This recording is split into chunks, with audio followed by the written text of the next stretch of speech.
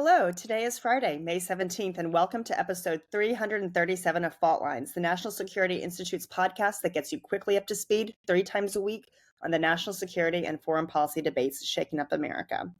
I'm NSI Senior Fellow Morgan Vina, and I'm joined today by NSI's founder and executive director, Jamil Jaffer, NSI's deputy executive director, Jessica Jones, and my fellow senior fellow, Lester Munson. So today on the pod, we are digging into Xi Jinping's recent house guest.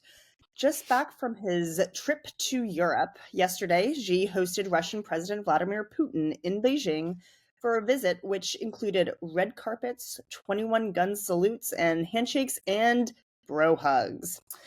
During the visit, the two declared a new era of partnership between China and Russia and detailed a host of grievances against the United States, which ultimately came down to what they considered U.S. attempts to violate the strategic balance globally, whether that be in Europe or in Asia. So kicking off the discussion here, Les, by picking China for his first foreign trip since being sworn in this month for another 6-year term, this is his 5th term, by the way, what message is Vladimir Putin sending to the world by heading to Beijing?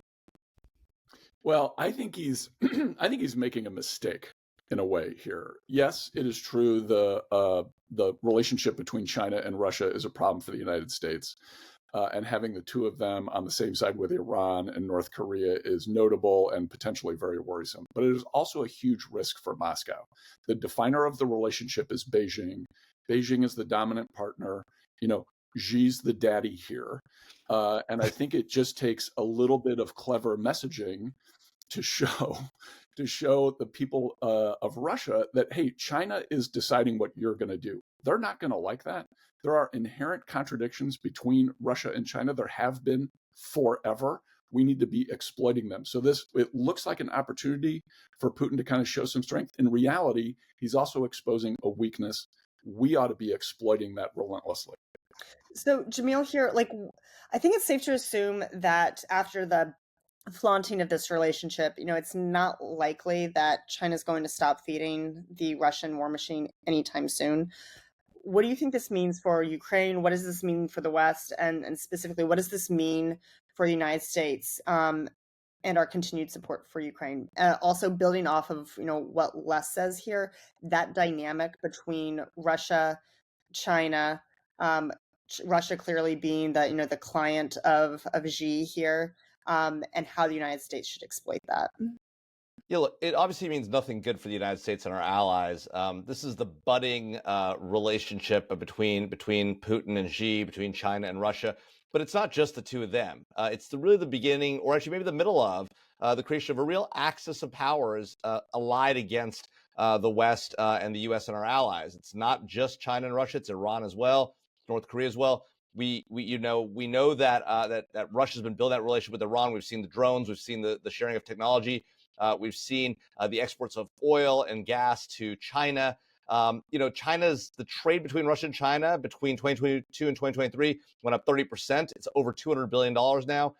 That's exceeded the target they had set in their no limits partnership statements.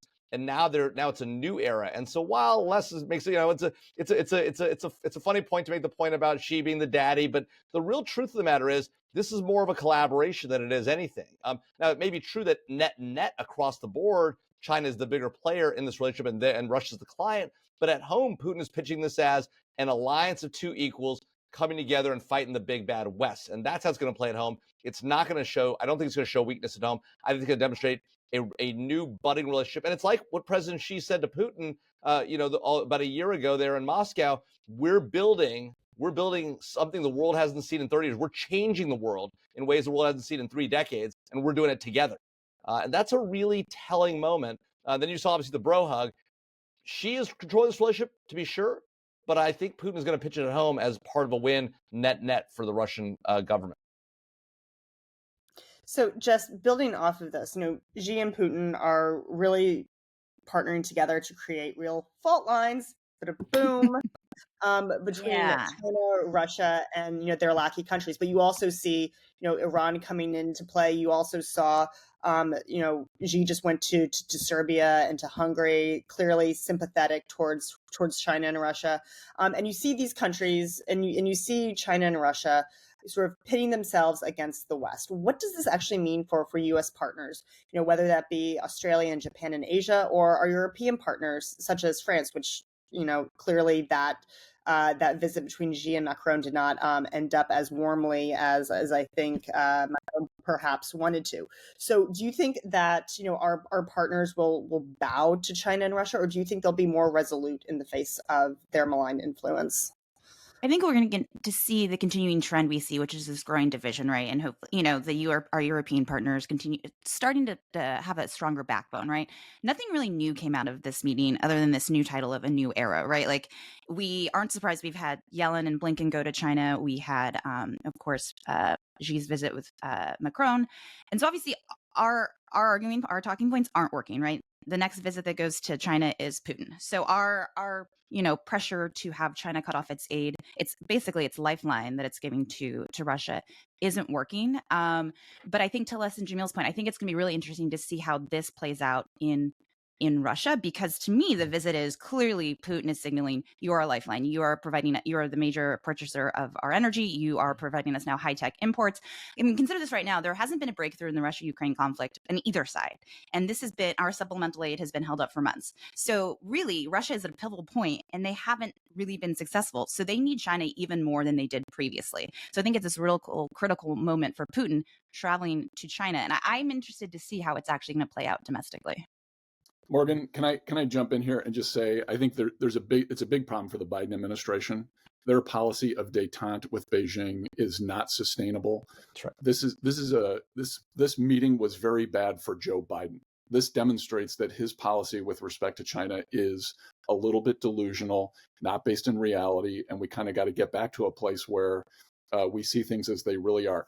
It is an opportunity to change the message inside Russia, but it may also be a pivot point for Biden to change his policy with respect to respect to China, because Congress has been dormant on this for months, distracted by their own internal politics and the situation in Gaza.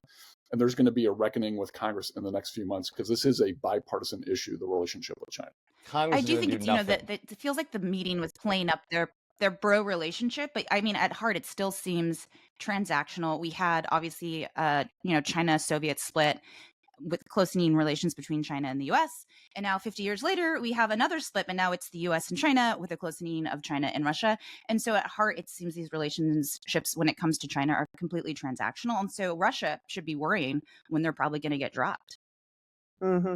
Jamil, do you want the last word? Look, I think Les is right that this should be a pivot point for the Biden administration. It won't be. They won't recognize it, and Congress won't do anything about it. Let's be honest. The key leader in Congress who's leading this anti-China effort, Mike Gallagher, is gone now. I don't have any illusions that Congress is going to do anything. We're just going to continue to roll forward with this half-assed policy, and it's not going to work. Hasn't been working, and it's not going to continue to work. And the Biden administration will self-congratulate itself, saying, "Look at the balance we've struck with China and with and Ukraine, and both miserably failed policy." All right, that's a wrap. Thanks so much to Devlin Burney, Claude Jennings, and the NSI staff for their help in producing today's episode. Join us again on Monday, May 20th, for another episode of Fault Lines, the National Security Institute's podcast that gets you smart fast on the national security and foreign policy debates shaking up America. Fault Lines is now on YouTube, so check out our smiling faces for a video of today's episode. If you like what you heard or saw, be sure to rate, review, and subscribe. Have a wonderful weekend.